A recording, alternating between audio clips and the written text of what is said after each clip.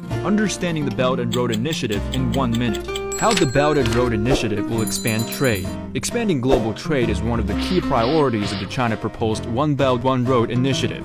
The grand design took concrete shape when China agreed to a $45 billion investment in Pakistan, with most of the spending going to build the China-Pakistan Economic Corridor.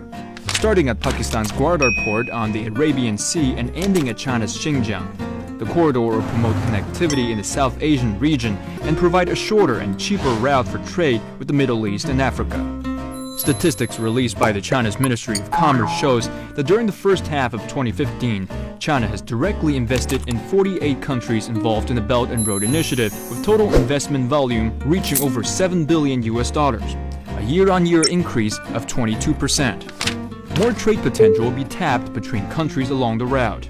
At this year's OBOR Forum for Asia in March, President Xi Jinping said China's annual trade with countries along the One Belt, One Road initiative could reach $2.5 trillion in 10 years.